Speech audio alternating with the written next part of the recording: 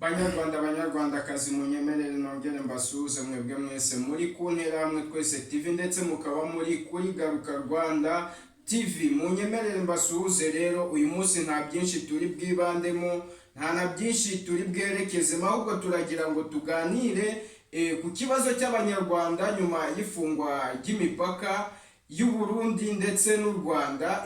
Ndavuga umupaka uhuza u Burundi n'u Rwanda. Noneho turebe ni ibibazo ki, ni ingaruka ki abanyarwanda bishobora kubagiraho, dore ko byarangije kubagiraho ingaruka.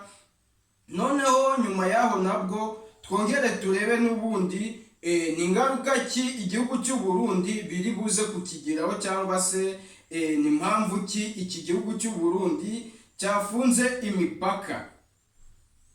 Ni ibintu tujye kuza gukomeza tugarukaho cyane. Shuti bavandimwe banyarwanda, ndabasabye wowe uri ku ntera hamwe twese TV, musabye gukora subscribe na like, ndetse nawe uri kuri Garuka Rwanda musabye gukora subscribe.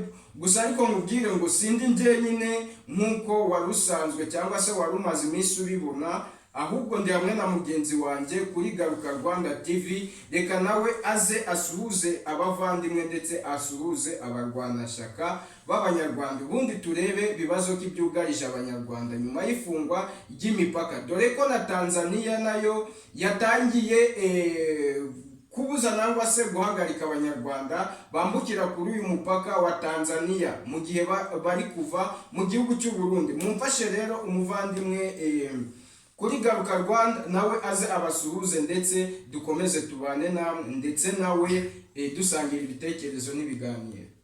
Urakoze Fulgence kumpa ijambo ku ntera hamwe twese TV. N'abandi ndababwira ati ni uzaba akiriho muri kumva inyuma ya kamera z'intera hamwe twese TV, ariko uri kuri Garuka Rwanda TV.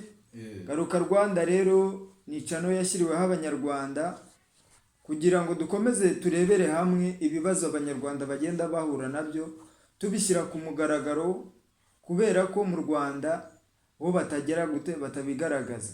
Mu Rwanda ibinyamakuru byabo ntabwo bigaragaza akarengane k'abanyarwanda. Ariyo mpamvu rero Garuka Rwanda TV nayo yaje kwifatanya n'izindi channel zose mu banyarwanda kugira ngo tukomeze tugaragaza akarengane k'abanyarwanda bapfira muri Kongo. Buri munyarwanda wese ahari uvuga ikinyarwanda aza akarengane umunyarwanda ahura nako muri bino bihugu by'ibiyaga bigari. Murakoze rero, nihuza abakiri wa Sad Shakuru mugiye gukomeza kubana, muze kungurana ibitekerezo, tuganire, turebere hamwe icyo twakora kugira ngo umunyarwanda abashe kurenganura. Murakoze. Okay, shuti bavandimwe banyarwandakazi, rero nkuko mubyumvishe Sad Shakuru cyangwa se uzaba akiriho amaze kubibabwira, ndagira ngo twinjire muri iki kibazo cyangwa se muri aya makuru y'u Rwanda n'u Burundi, ndetse tutibagiwe hakurya y'u Rwanda ndavuga muri Repubulika Iharanira Demokarasi ya Kongo. Noneho twinjire gatoya ku nama yabaye cyangwa se inama yabaye ejo mu gihugu cya Tanzania, aho yahuriyemo abaperezida benshi. Harimo perezida w'u Rwanda Paul Nyanjame, ndavuga David, harimo perezida wa Uganda, ndetse harimo perezida wa Tanzania uwo bita William Ruto, ndetse tuze kureba nk'ibisanzwe murabyumva yuko Samia Suluhu nka perezida wa Tanzania nawe yari ariho, ndetse n'inteko ishinga amategeko cyangwa se bamwe mu bayobozi bakomeye b'iki gihugu cya Tanzania. Shuti banyarwanda rero mumfashe, hari ibibazo bibiri nshaka kugira ngo abe ari byo duheraho nk'abanyarwanda.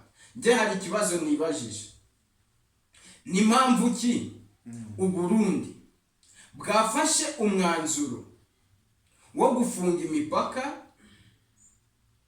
butabyumvikanyeho n'u Rwanda, dore ko ari umupaka uhuza u Rwanda n'u Burundi? Icyo nicyo kibazo cya mbere. Noneho kabure kamanze mbabwira icya kabiri ubundi tubigarukireho. Ikibazo cya kabiri, wowe uri ku ntera hamwe twese TV, ukaba uri kuri Garuka Rwanda TV, ndagusabye nawe tanga comment, tanga igitekerezo muri chat, ubundi dukomeze tuganire kuko ni inyungu zacu twese. Noneho ikibazo cya kabiri, ese umunyarwanda uri mu Burundi n'umunyarwanda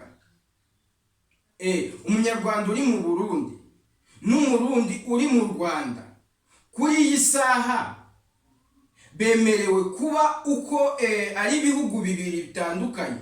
Umwenegihugu w'umurundi yemerewe kuba kuri iyi saha yakinjira mu gihugu cye cy'u Burundi. Umwenegihugu w'u Rwanda uri mu Burundi si we kuri iyi saha yemerewe kuba yakinjira mu gihugu cy'u Rwanda.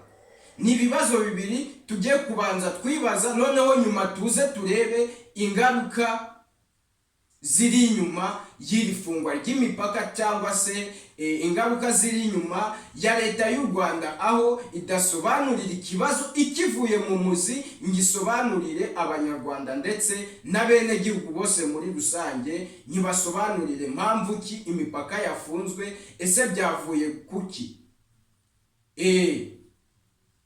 ese byavuye kuki, turebe gitera n'icyabimuteye. Shuti bavandimwe banyarwanda, rero iki kibazo ndagira ngo tuganire. Asadi Shakur, ngendeye kuri icyo kibazo cya mbere, impamvu Burundi bwafunze imipaka rutagishije inama u Rwanda cyangwa batabanje kubiganiraho. Urabizi ko Uburundi bwabanje guhura n'ikibazo hariya hafi y'umupaka w'Akanyaru, muri biriya bice by'u Burundi binjiriwe n'inyeshyamba. Izi nyeshyamba bita tabara. Izi nyeshyamba mu kwinjira i Burundi zaragiye zica imiryango, zica inzirakarengane z'abantu b'abaturage b'Abarundi. Nkurunziza rero, ngo Nkurunziza mumbabarire, neva ndayishimiye akibimenya, we yese yumva ko iyo tabara nta handi yaturutse ifite ibirindiro he mu Rwanda. Mu by'ukuri sinzi nimba yari afite gihamya cyangwa yari afite ibimenyetso, ariko ntabwo yakwifata nk'umuperezida nta mpamvu ngafunga umupaka nta kibazo igihugu gifitanye n'ikindi. Ntabwo bishoboka, kuko hariya haba harimo inyungu z'abaturage. Abaturage bari kurira ku mupaka. Hari abari baje bavuye Uganda bagiye Burundi, bakabanza guca mu Rwanda, bageze ku Kanyaru bakababanira. Hari abatanzaniya bari bavuye Tanzania baje Uganda cyangwa mu Rwanda barababanira. Izo zose, ibyo byose ni ibikorwa by'abaturage, ni ingaruka z'ibi bihugu twegeranye, kandi n'abayobozi babi, kuko ntabwo baba ari abayobozi beza ngo bagirane ibibazo. Ni gute ugirana ikibazo n'umuturanyi wawe, kandi umuturanyi wawe ari we wa mbere wakabaye ufata neza? Abaturanyi baba bagomba gufatana neza kuruta n'abantu mubana mu nzu, kuko iyo ugize ikibazo umuturanyi niwe muntu wa mbere ugira gute ukimenya. Muba mugomba kubana neza rero. Mu by'ukuri ikibazo kinini kiri ku Rwanda. Urebeyeho ibindi bihugu uko bigenda bivuga u Rwanda, ikibazo kinini kiri ku Rwanda. Uribaza ati se icyo kibazo kiraturuka? Reba abanyarwanda impande n'impande kuntu bari kugenda bicwa. Uzi abanyarwanda bari kwicirwa muri Kongo? Baravuze, nabonye video bashyizeho itariki yo kuzica abanyarwanda kuva iyo tariki, niba ari 11 kugeza ku itariki 16, guhura n'umunyarwanda umwica. Izo ni inkotanyi ziri kubikora n'ubundi. Izo ni ingaruka z'ubuyobozi bubi, ubuyobozi bw'iteshamutwe, kuko n'akabare barabyivugira muri audio ye. Arabyivugira ati twatesheje umutwe akarere, tutayogoje. Urumva rero, ahubwo gihe icyo nakisabira abanyarwanda, icyo natanga nk'ubutumwa, nk'uko dutangira tuvuga ati banyarwanda banyarwandakazi, ntabwo tuvuga abahutu batutsi kazi batwa kazi, uri kumva? Tuvuga abanyarwanda banyarwandakazi, twese duhuje ururimi rumwe. Waba uri mahanga, waba uri mu Rwanda, waba uri mu bice bitandukanye byose by'isi, tuvuga ururimi rumwe, twese turi abanyarwanda.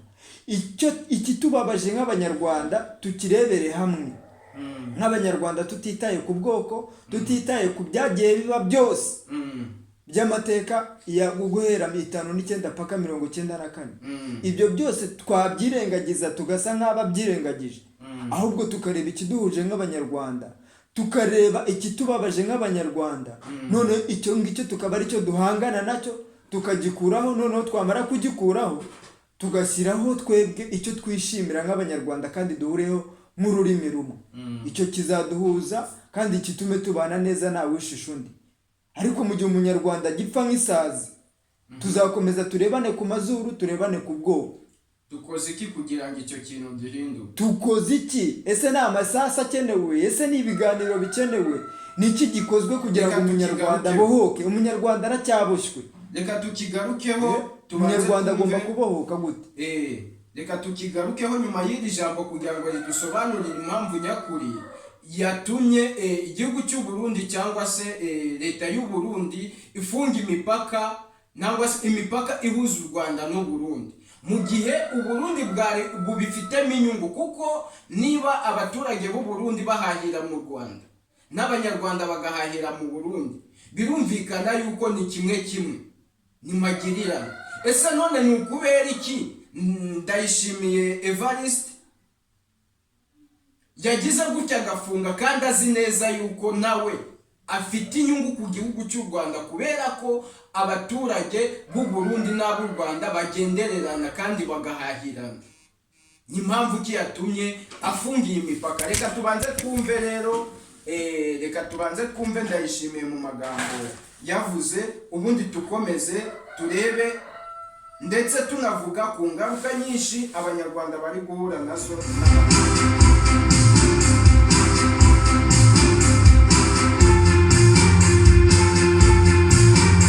Umutwe wabo turazaho, umutwe wabo tumaze hafi imyaka 2 turiko tugira ibiganiro ngo abarungike baje imbere y'intahe, kuko murazi ko aribo bakoze n'ibara mu 2015. Ibiganiro turabazwa nuko gushika ubu novuga nti twarananiwe, kuko iyo tutananirwa baba baraduhaye. Iyo migwi ihabwa indaro, ihabwa ibyo kurya, ihabwa amabiro bakoreramo, ihabwa amahera n'igihugu bicayeho. Naho mu Rwanda no hanura igihugu cy'u Rwanda yuko comenya ko babandanije barera umuntu ariko arica inzoya, bariko bari mu Rwanko, bariko bari mu mugera w'inzankano hagati y'abene gihugu b'ivyo bihugu bibiri. Mugabo turashira imbere y'Imana, harya nta kinanira Imana, hariho igihe bazobona bibahungukira ko batabizi. Mugabo duhanure abo babaha indaro, abo babagaburira, abo babaha amahera, abo babigisha igisoda kwica, babigisha kwica ntibabigisha n'igisoda, babigisha kwica, gukerera abantu.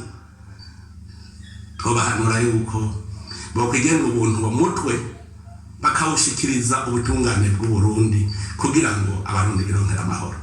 Igihe cyose bazaba bagifise igihugu kibakingira, kibagaburira, kibaha amahera, kibaha ibigwanisho, tuzaba dufise ibibazo. Mugabo nibaza yuko kazoza ni kabi kuri ivyo bihugu, mu gihe umubanyi ari we ashobora gutuma abenegihugu bagandagurika mu gihugu. Nibyababwiye Ndayishimiye Evariste ababwira ngo akazoza ni kabi, cyangwa se ejo hazaza ni habi, mu gihe icyo gihugu gikomeje gushigikira izi nyeshamba za Red Tabara. Kandi naguciye mu ijambo ho gatoya, iyo Red Tabara nimba uza amateka waganiriye nta n'impunzi z'abarundi. Tuganirize rero Red Tabara, ubundi Red Tabara inkomoko ya Red Tabara koko, nkuko Nkurunziza bivuze ati babigisha igisoda, bakabahereza ibirwanisho, bakajya kwica. Iyo Red Tabara genye ifiteho amakuru neza y'umuntu wayibayemo, nkaho yasangiza abanyarwanda. Iyo Red Tabara yaje ryari 2015 muri manifestation yabereye mu Burundi. Iyo Red Tabara itangizwa imahamba mu nkambi y'abarundi yari iri mu Rwanda, muri za Kirehe, murahazi. Aho ngaho muri iyo nkambi niho bagiye bafatamo urubyiruko rw'abana b'abarundi, baratangira barabatoza, babatoza igisirikare, babatoza kwica, nkuko yarari kubivuga kubatoza kwica. Bakazajya babohereza Tanzania, bakajya kwiba inka, bakabibira buri kimwe cyose, bakazana mu Rwanda. Urumva rero n'ubundi ni iyo Red Tabara ni naho harimo M23. N'urwo rubyiruko rwose rugenda rwoherezwa muri bino bihugu by'ibiyaga bigari byo muri East Africa. Urwo rubyiruko rwose rwagiye rutozwa igisirikare na Kagame urarusanga muri buri gihugu cyose. Uri kumva? Ariyo mpamvu Kagame ibihugu byose biri gushaka kumufungira imipaka agahera hagati nk'iki nk'isenye uri kumva? Kandi aricyo kigiye kumubaho, agiye kuzahera hagati noneho yicwe n'inzara, abanyarwanda batangire baryane. Kubera icyo kintu yagiye agakora, agafata urubyiruko n'umwana w'imyaka 16 yakabaye ari ku ishuri akamujyana mu gisirikare adashaka, yarangiza akamuhereza muri izo misiyo zo kujya kubibira no kujya kwica, zo kumarira y'urubyiruko. Reba muri Kongo hari umutwe w'abanyarwanda, urajya mu Burundi iyo Red Tabara ni abarundi ariko bavanze n'abanyarwanda bose, kandi bakora iki? Kujya kwica.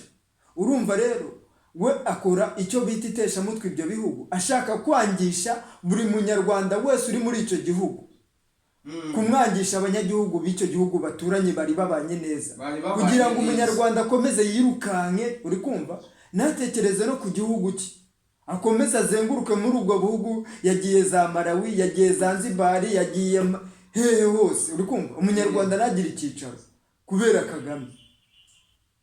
Kagame gutesha umutwe ibyo bihugu, abyoherezamo abo bana kujya gukora imitwe y'inyeshyamba. Murakoze.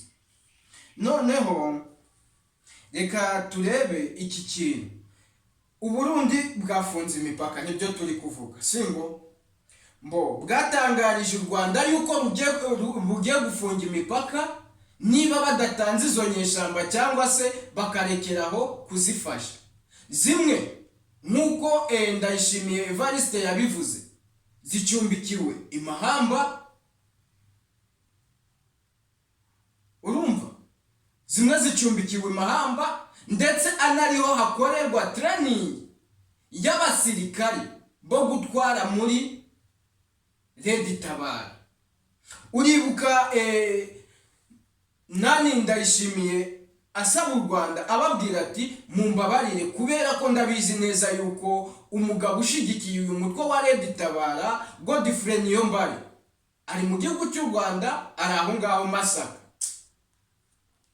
Niba muri abaturanyi beza, niba muri abantu bazima, mukaba mushaka ko tubana nk'uko yabivuze mu ijambo rye, tumuturanyi nangwa se umubanyi, mu rurimi rw'abarundi bavuga ko ari umubanyi. Urumva? Umubanyi niwe muntu wa mbere mu buzima bw'umuntu nangwa se mu buzima bwawe, kubera ko niwe muntu wa mbere ushobora gusaba icyo ari cyo cyose ubuze byihuse, ushobora kwitabaza mu buryo ubwo ari bwo bwose bwihuse. Ni umuturanyi, ni umuntu ukwegereye.